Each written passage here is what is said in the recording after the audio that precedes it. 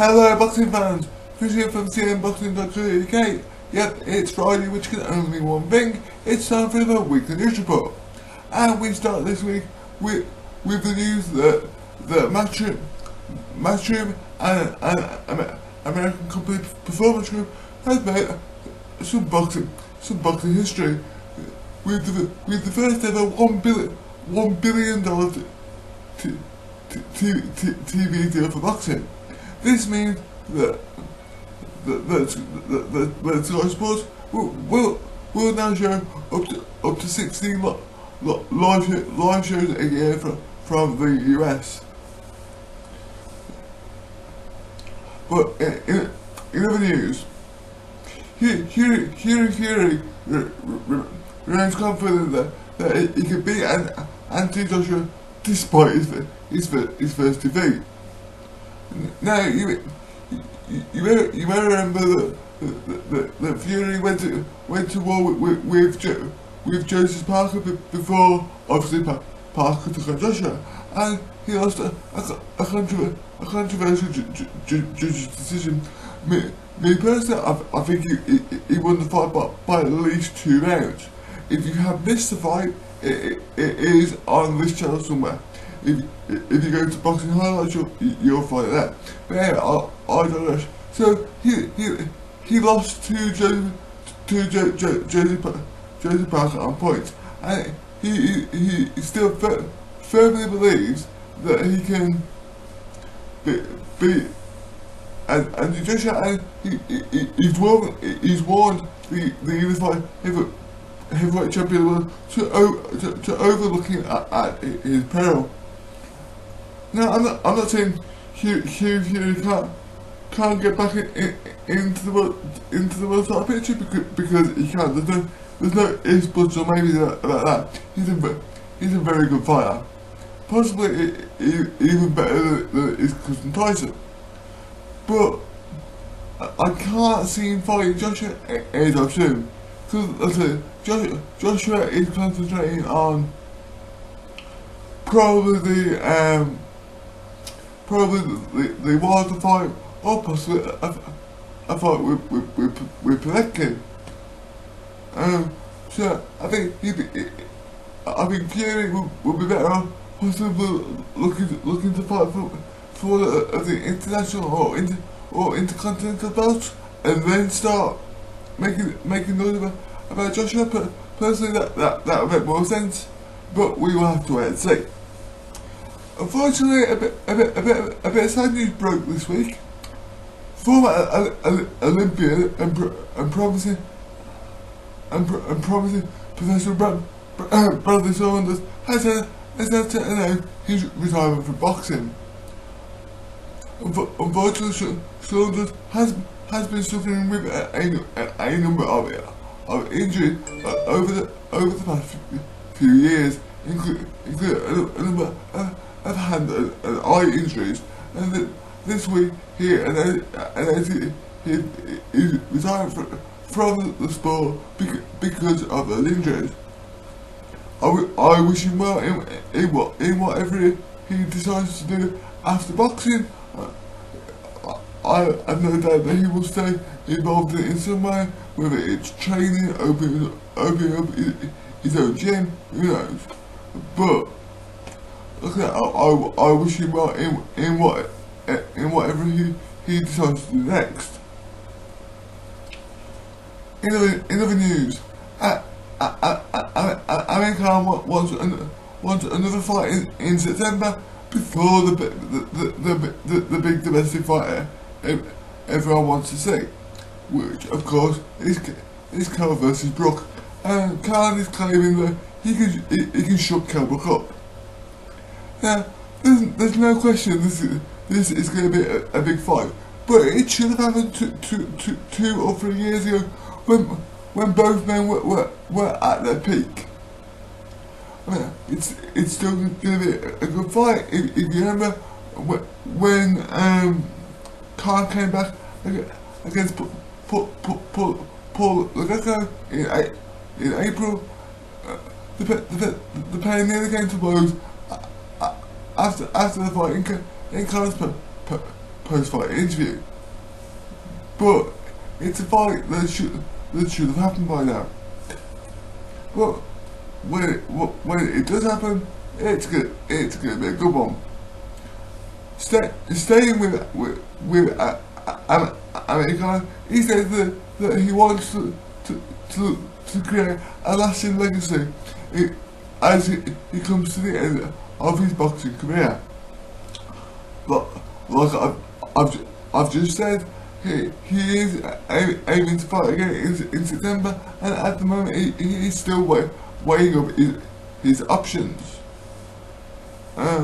So we know it's likely to be September at the start of the new boxing season, but we don't know against who.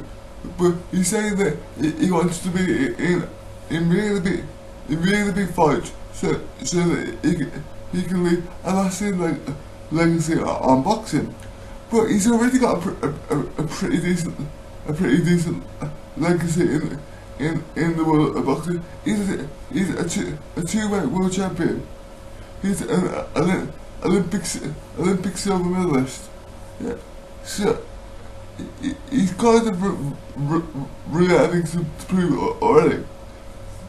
But every athlete in any sport wants to make sure that their legacy is secure. Dillian Whyte has given a scolding report of Joe Joyce's performance on Saturday night, saying that he's got no defense and no power. He knocked out his opponent in the second round of his Commonwealth title fight with Leroy Thomas on the undercard of Berger Hayes through the rematch. But Whyte has said that he's got no defense and no power, and he could destroy him. I don't really understand why Whyte is making so much noise at the moment. I mean, he's making noise about Joe Joyce. In the press this week and on social media, he's been making noise about David Haye, calling it out. But he's on the verge of his own world title fight. He doesn't need these fights. He needs to get his head down, concentrate on his appeal with the WBC, and if not, concentrate on his title eliminator for the IBF title. Now don't get I like Dillian Whyte as a fighter, but at times he needs to engage his brain. Right. Moving to the World Boxing Super Series for the next couple of stories. George Groves has been given a deadline to prove that he's fit to play Callum Smith in the final. As you may remember, he won his semi-final over Chris Eubank Jr. But in the process, he dislocated his shoulder, and of course Callum Smith came through his semi-final. The World Boxing Super Series, which is controlled by the WBA, have already given Groves an extension to recover from the shoulder injury, but now that they've set a firm deadline. So look, if you're not fit to fight, we're gonna have to look at another opponent. Now I have to be perfectly honest, I'm not 100% sure how that will work if Groves is forced to pull out because he can't prove that he's fit. I'm not sure whether Eubank will get the fight because that's who Groves beat in the semi-final, or whether they've got some sort of reserve fighter lined up. That is something we're definitely gonna have to wait and see about, but it should be out possibly by next week, because he was given a 10-day deadline to prove that he was fit, and that was the middle of this week. So hopefully I should be able to bring you more news on that next week. One thing that did surprise me this week, WBA bantamweight champion Ryan Burnett, and then so he will be fighting in the next World Boxing Super Series, of course, in the bantamweight division.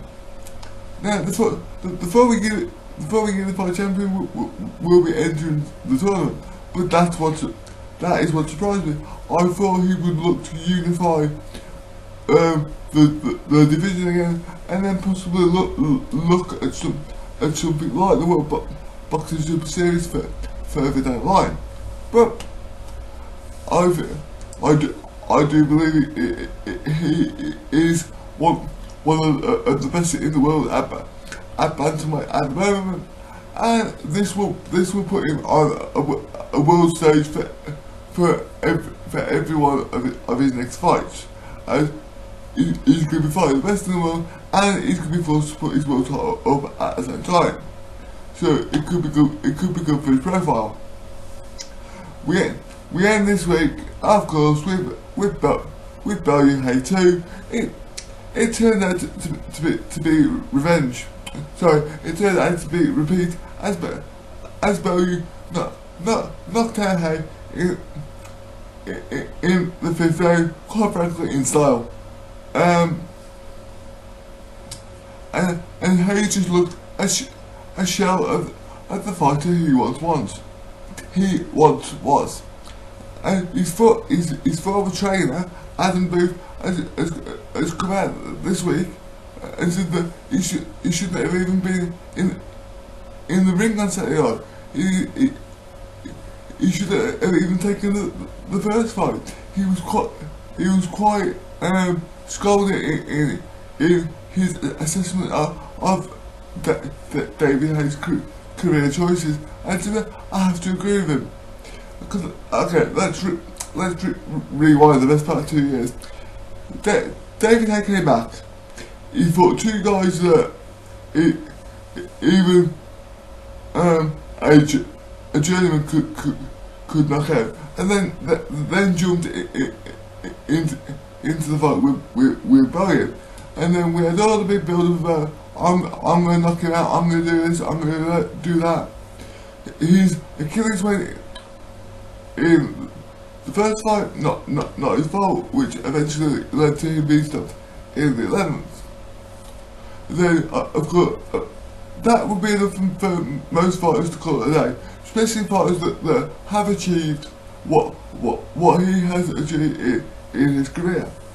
But he carries on. He takes a rematch. He gets injured in training, this time with a bicep injury 4 weeks before the fight just before Christmas. Again, the fight gets rescheduled, but again, at 37, most fighters would have gone, do you know what, I'm done. But he didn't.